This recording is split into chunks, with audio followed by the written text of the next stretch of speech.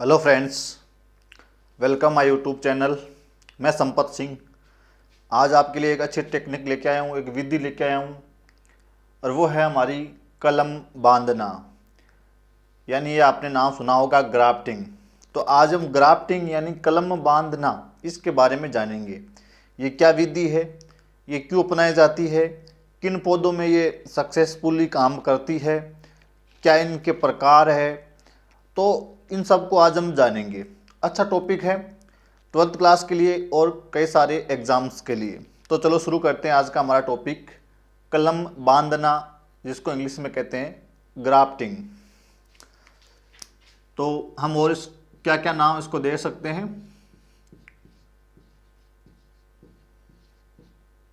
Grafting, English में इसको हम क्या कहेंगे, ग्राफ्टिंग कहेंगे, या इसको रोपण भी कहते हैं। रोपण यानी ग्राफ्टेज।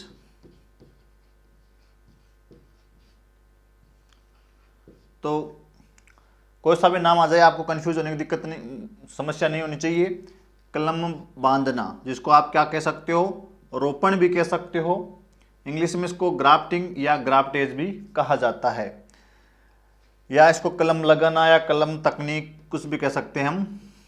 कलम लगाना या इसको आप कह सकते हो क्या, ग्राफ्टिंग तकनीक। तो इन सब नाम से इसको क्या है, जाना जाता है। इसके अलावा ये जो विधि है कलम बांधना, ये क्या है, एक प्रकार का अलैंगिक जनन है। अलैंगिक जनन है जो किन में हो रहा है, पादपों में हो रहा है। पादपों में आजकल इसको सब्जियों में भी काम में लेने लग गए हैं। तो एक प्रकार का अलैंगिक जनन है। और कैसा परिवर्तन है ये आपका, कृत्रिम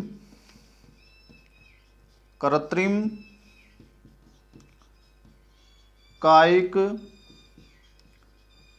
परिवर्तन की एक विधि है। ये कृत्रिम कायिक परिवर्तन की विधि है, यानी कृत्रिम रूप से हम क्या कर रहे हैं, कायिक परिवर्तन कर रहे हैं। यानी मनुष्य अपनी नियंत्रित परिस्थितियों में पादपों में क्या करा रहा है, अलैंगिक जनन करा रहा है। इसलिए ये कैसा है, कृत्रिम कायिक परिवर्तन है।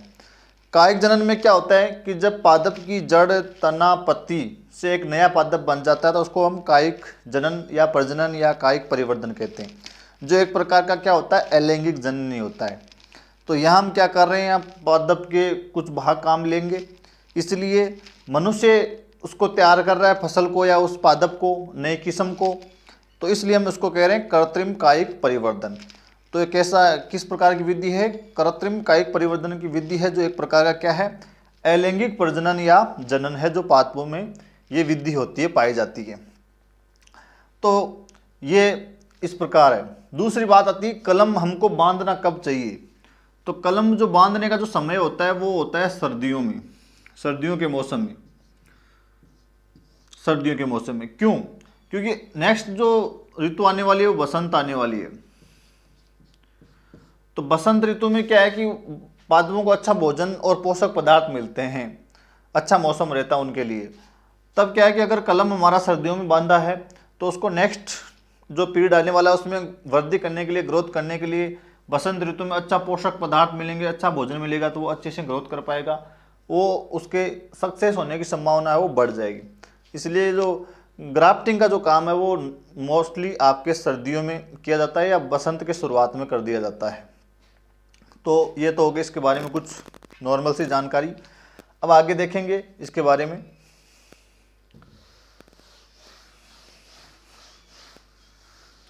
अब है क्या ये आपका ग्राफ्टिंग।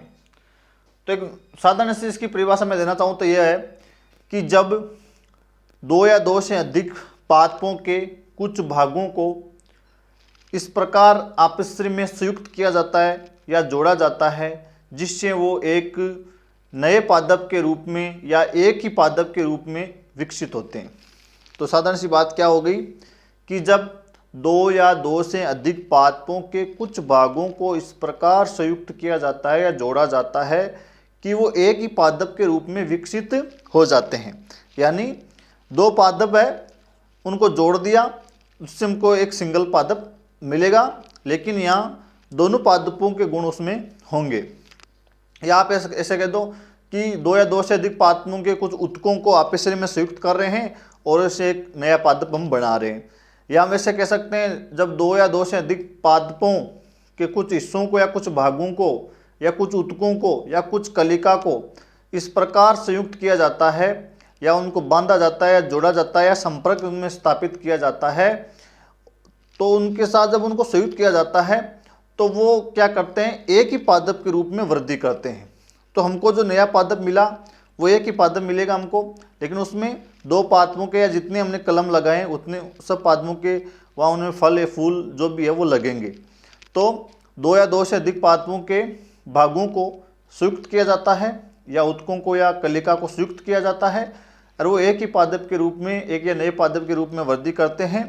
और इस विधि को हम क्या कहते हैं, कलम बांधना, ग्राफ्टिंग, कलम लगाना या ग्राफ्टेज, ये सब रोपण सब कहा जाता है। कि दो या दो से अधिक पादप ले सकते हैं हम, सिर्फ दो की बात नहीं, और भी पादप लगा सकते हैं, या दो पादप ले सकते हैं, कलम हम ज़्यादा भी लगा सकते हैं उसमें।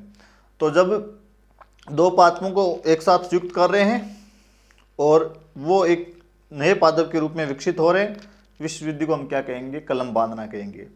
इसमें क्या होगा, हमको दो नाम याद रखने पड़ेंगे, एक तो ये कलम और एक स्कंद। स्कंद, कलम और स्कंद, ये दो नाम याद रखने हैं आपको। कलम तो क्या है, ये वो पादप का वो भाग है जिसका रोपण किया जाएगा, पादप का वह भाग जिसका रोपण किया जाएगा। तो इसका तो क्या किया जाता है, रोपण किया जाता है। तो पादप का वह भाग जिसका रोपण किया जाता है, और ये उच्च गुणों वाला पादप का भाग होता है, अच्छी किस्म वाला होता है। स्कंद, ये पादप का वह भाग है जिस पर रोपण किया जाता है। ये तो वो भाग है जिसका रोपण किया जाता है, और ये वो भाग है जिस पर रोपण किया जाता है, यानी ये आधार बनता है रोपण के लिए। कलम के लिए ये क्या बनता है, आधार का काम करता है। यानी स्कंद पर क्या लगाया जाता है, कलम लगाया जाता है। तो स्कंद वो भाग है जिस पर कलम का रोपण किया जाता है या कलम लगाया जाता है, और कलम वो भाग होता है जिसका रोपण किया जाता है या इसको लगाया जाता है।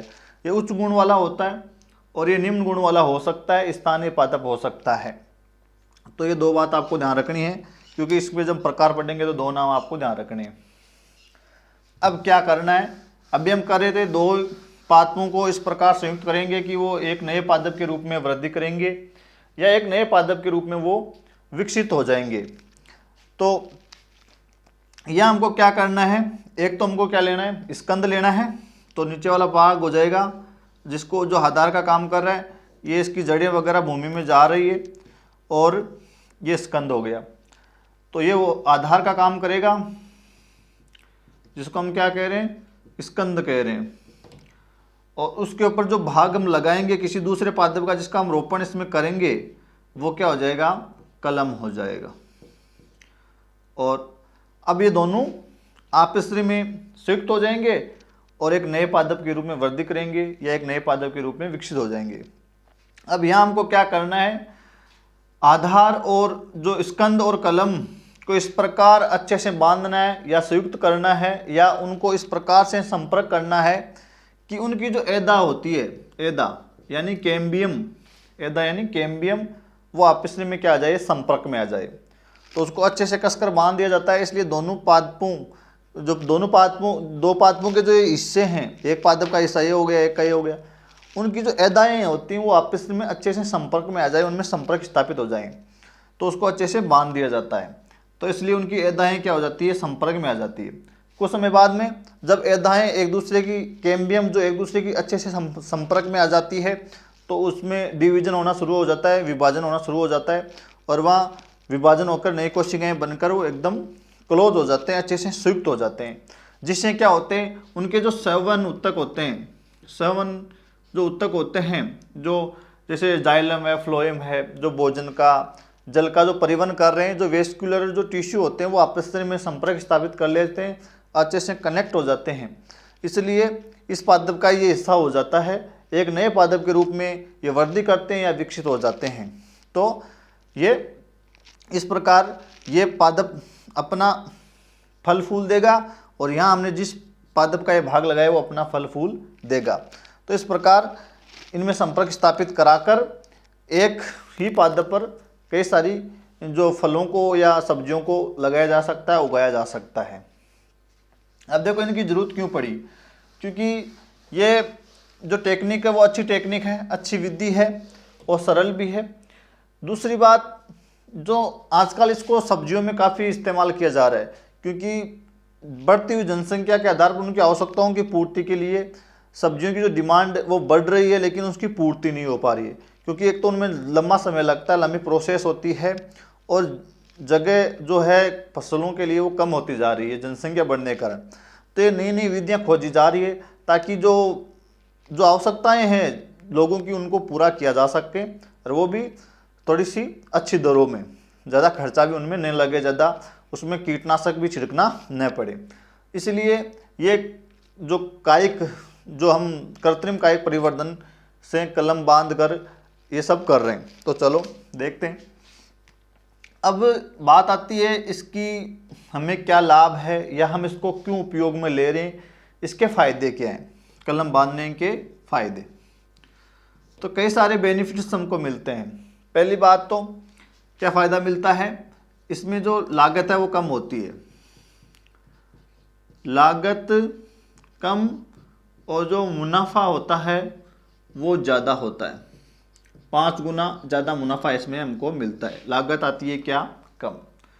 दूसरी बात, ये जो विधि है वो काफ़ी सरल होती है, कलम बांधना आसान विधि होती है, जो किसान है उसको आसानी से समझ सकते हैं और ग्राफ्टिंग कर सकते हैं। तो सरल होती है और आपकी ये क्या होती है, सस्ती होती है, सस्ती है, सरल है, सुंदर है, टिकाऊ है। दूसरी बात, उत्पादकता, उत्पादकता बढ़ाने के लिए, डिमांड्स को पूरी करने के लिए, आवश्यकताओं को पूरा करने के लिए, साथ ही कम समय में फल प्राप्त करने में, कम समय में फल व सब्जियां प्राप्त करने हेतु, तो कम समय में ही फल और सब्जियां प्राप्त हो जाती है इसमें, क्योंकि ऑलरेडी पहले से पादप तैयार है, उसकी जड़ें अच्छे से अंदर से सूटेबल है वो, और उसी पर हमने एक नया पादप या फल लगा दिया है या जो सब्जी लगा दी है, तो वो ऑलरेडी पहले से परिपक्व हो चुका है।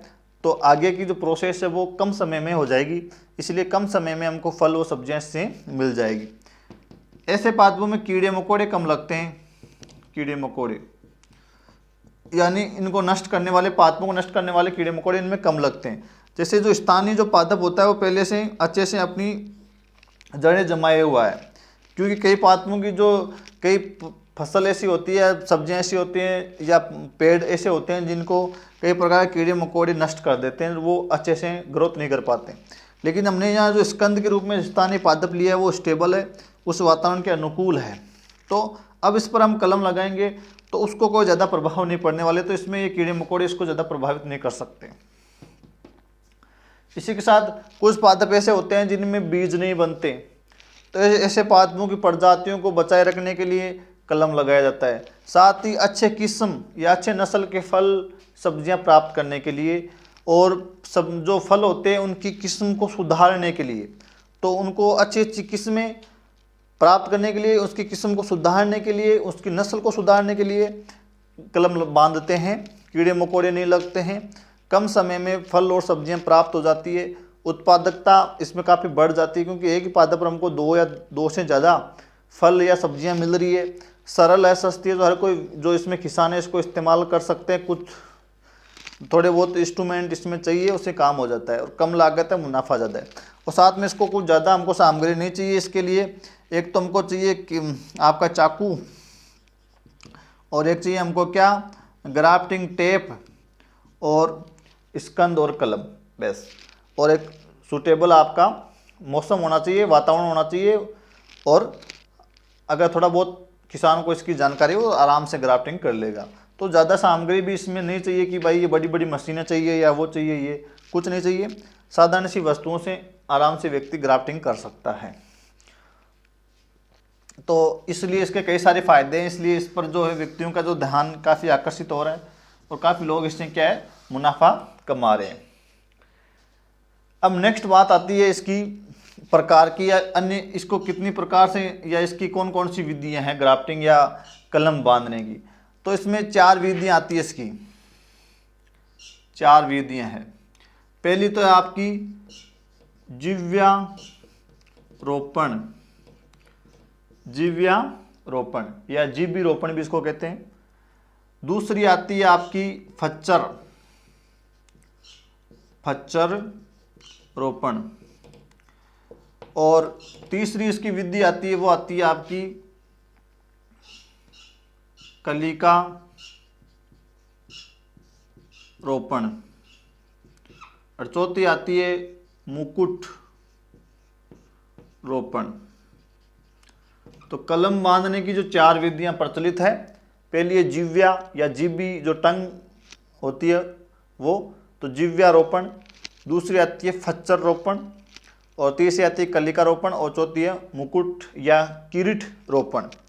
तो ये 4 विधियां, इनको हम देखेंगे थोड़ा क्या है ये।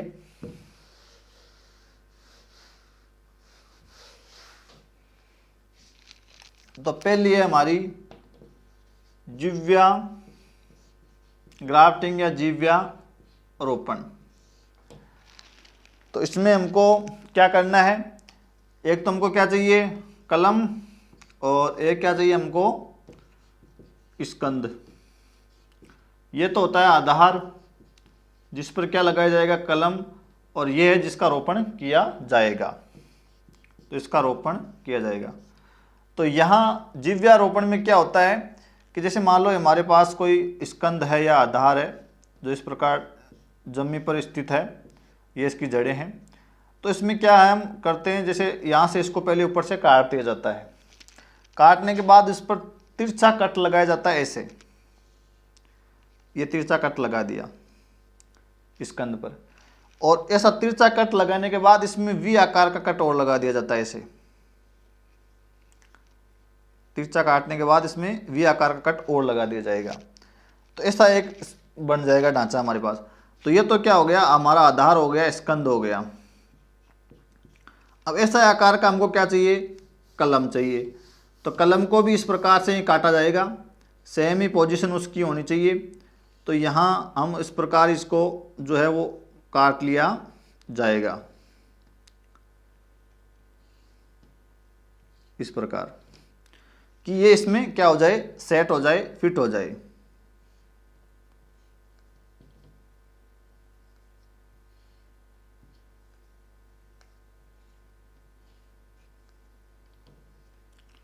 इस प्रकार। अब क्या यह हो गया हमारा कलम जिसका रोपण करेंगे हम, नीचे वाला हो गया आधार या स्कंद। अब यह ध्यान रखना है कि इसमें दोनों का जो आकार है या मोटाई है वो दोनों की समान होनी चाहिए। किस किस की, कलम की और इसकी स्कंद की मोटाई हमको क्या चाहिए बराबर चाहिए।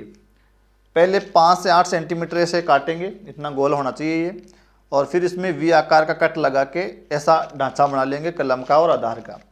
फिर दोनों को यहाँ इसमें क्या कर देंगे फिट कर देंगे, ताकि इनकी जो ऐदा है कैम्बियम है वो आपस में संपर्क में आ सके और उनमें ग्रोथ हो सके, उनमें डिवीजन हो सके, और फिर उनका जो सेवन ऊतक है वेस्कुलर टिश्यू है वो आपस में मिल सके। तो इसको क्या करेंगे इसमें सेट करेंगे, और सेट करने के बाद जैसे मान लो हमने इसमें क्या कर दिया, इसको इस प्रकार सेट कर दिया, ये इसमें ये मान लो इस प्रकार क्या हो गया ये सेट हो गया। अब इस पर कुछ पोषक पदार्थ और गीली मिट्टी का लेपन किया जा सकता है। कुछ पोषक पदार्थ जो ग्रोथ के लिए अच्छे होते हैं वो पोषक पदार्थ यहाँ लगा दी जाती हैं, थोड़ी सी गीली मिट्टी लगा दी जाती है, थोड़ी सी नमी यहाँ बनी रहे। और फिर इसको जो हम ग्राफ्टिंग जो टेप की बात करे थे या प्लास्टिक की थैली से अच्छे से कसकर इसको यहाँ से बांध दिया जाता है, ताकि यहाँ वायु के संपर्क में नहीं आए, वायुरोधी बना दिया जाता है। और कुछ समय बाद में हम देखते हैं कि इनकी ऐदा आपस में मिल जाती है, वेस्कुलर टिश्यू मिल जाते हैं, और ये एक नए पादप के रूप में वृद्धि करते हैं या विकसित हो जाते हैं, इनमें कलिकाओं का निर्माण हो जाता है। तो हमने जिस पादप जिसका यहाँ कलम लगाया उसका फल यहाँ हमको मिल जाएगा। अब एक बार देख लेते हैं जो एक बार की ये किस किस में ग्राफ्टिंग की जा सकती है। तो हम पादपों की बात करें तो देखो इसमें सेब है, सेब, अमरूद, बेर, पपीता, आपका गुलाब, चेरी, खुमानी, आड़ू और नींबू। तो इनमें आसानी से ग्राफ्टिंग की जाती है, वो सक्सेस हो जाती है। इनमें से कोई भी दो पादपों को आपस में जोड़ दिया जाएगा। और इसी प्रकार अगर हम सब्जियों की बात करें तो सब्जियों में जैसे आलू, बैंगन, जैसे आपके टमाटर, करेला, खरबूजा, तरबूज और खीरा, कद्दू। तो इनमें क्या है, आसानी से ग्राफ्टिंग की जा सकती है। यहाँ हम दो को मिक्स कर देंगे या दो से ज़्यादा को भी किया जा सकता है। जैसे 2016 में प्रोफेसर वॉन एकेन,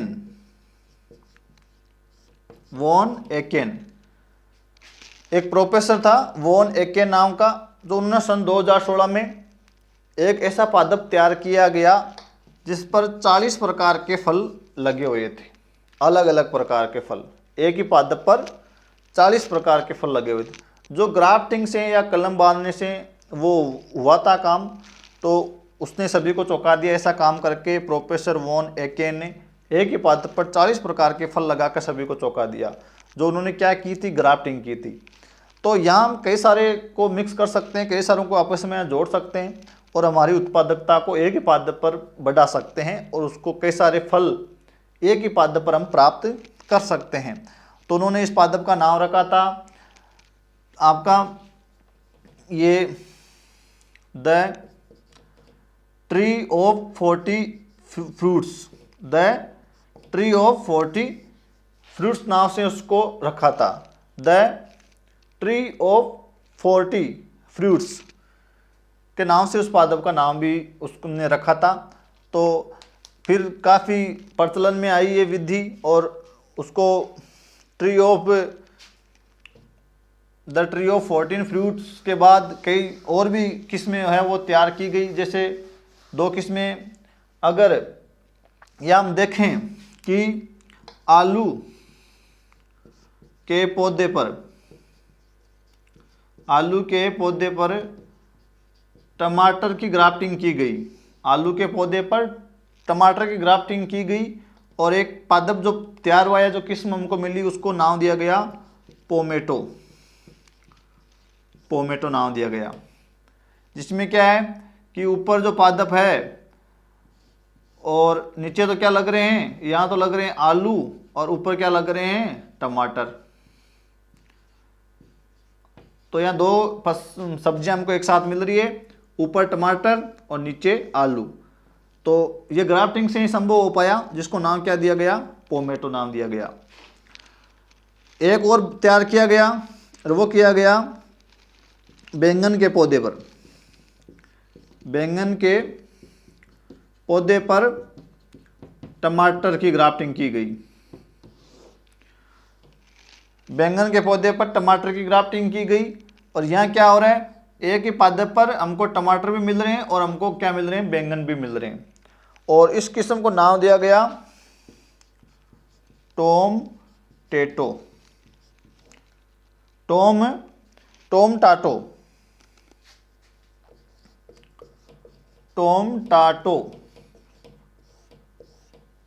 बैंगन के पौधे पर टमाटर की ग्राफ्टिंग से जो पादप हमको मिला, जिस पर बैंगन और क्या लगेंगे, टमाटर, उसको नाम दिया गया टोमटाटो। और आलू के पौधे पर टमाटर की ग्राफ्टिंग करने से जो पौधा मिला, जिसमें नीचे आलू लग रहे हैं, ऊपर क्या लग रहे हैं, टमाटर, उसको नाम दिया गया पोमेटो। तो इस प्रकार इनको मिक्स करके कई सारी प्रजातियां बनाई जाती है, नई किस्म के नए पादप बनाए जाते हैं, उनकी किस्म को, उनकी गुणवत्ता को सुधारा जाता है और एक ही पादप से हमको दोहरा जो फल या जो सब्जियां वो मिल जाती है, जिससे हमारी जो उत्पादकता या जो पैसे है, जो हमारा मुनाफा है वो काफ़ी बढ़ जाता है। तो इन सब बात में सभी ये अच्छे से सक्सेसफुल हो जाती है। सेब, अमरूद, नाशपाती, बेर, पपीता, गुलाब, चेरी, खुमानी, आड़ू, नींबू, आलू, बैंगन, टमाटर, करेला, खरबूजा, तरबूज, खीरा, कद्दू, इनमें ग्राफ्टिंग आसानी से की जाती है और भी कई सारे पादपों पर प्रयोग किए जा रहे हैं और लगभग ये सक्सेसफुल हो जाती है।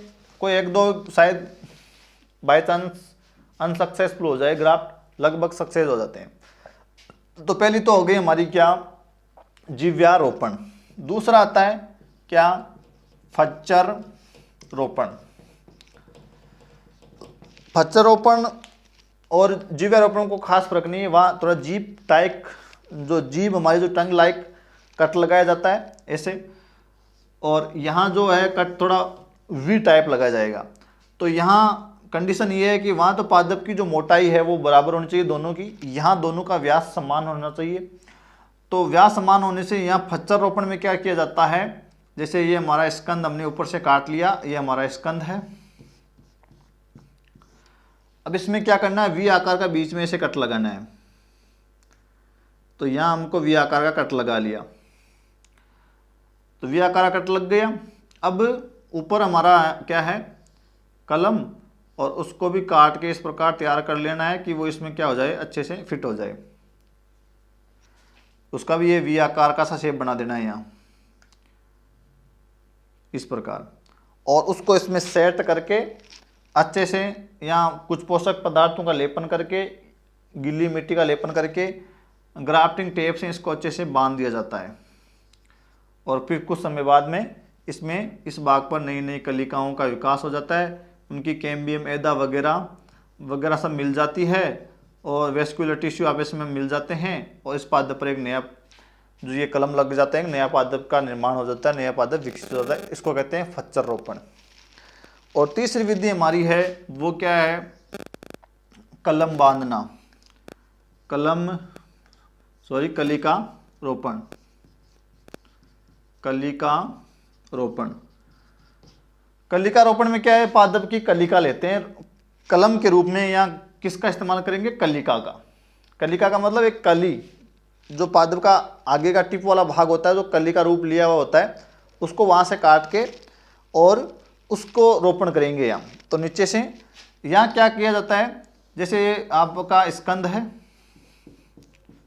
ये क्या है, हमारा स्कंद हो गया, और ये पादप के रूप में ऊपर रहता ही है, लेकिन यहाँ बीच में टी आकार का कट लगाया जाता है, यहाँ टी आकार का, और उसकी जो छाल होती है उसको उसमें ही लगाया जाता है टी आकार का कट। और फिर दूसरे पादप की जो कलिका होती है उसको लाया जाता है और उसको इस छाल के अंदर पिरो कर या उसके अंदर अच्छे से सेट करके उसको अच्छे से यहाँ बांध दिया जाता है उस टेप द्वारा। ग्राफ्टिंग टेप आती है, प्लास्टिक थैली से पोषक पदार्थ लगा के अच्छे से बांध दिया जाता है, उस कलिका को यहाँ सेट कर दिया जाता है इस प्रकार। और ये जो कलिका होती है फिर इसमें सेट हो जाती है और वो एक नया पादप के रूप में विकसित हो जाती है। तो इसको कहते हैं कलिका रोपण। यहाँ कलिका काम में लेंगे और टी आकार का कट लगाएंगे, या फच्चर रोपण में वी आकार का लगाएंगे, जीवारोपण में जीभ के आकार का कट लगाएंगे। पहले तिरछा कट लगाएंगे फिर वी कट लगाएंगे। और चौथी जो लास्ट विधि है वो मुकुट या किरीट रोपण, क्राउन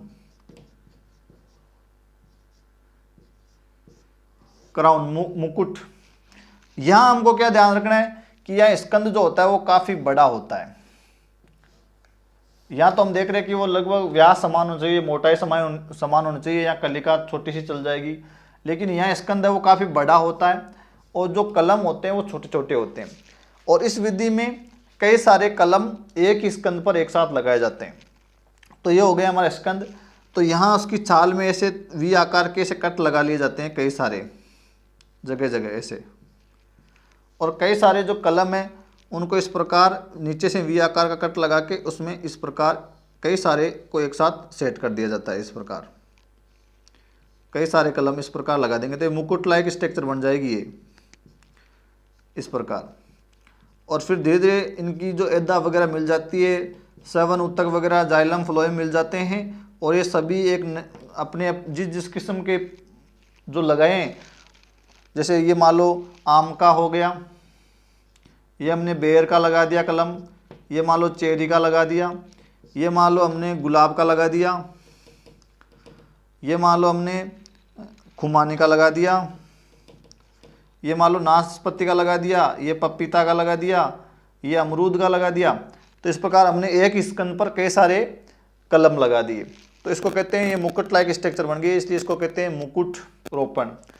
तो ये इसमें कई सारे एक बड़े स्कंद पर उसकी छाल में जगह करके उनको लगाया जाता है। तो ये इस प्रकार कलम बांधने की ये 4 विधियां प्रचलित है।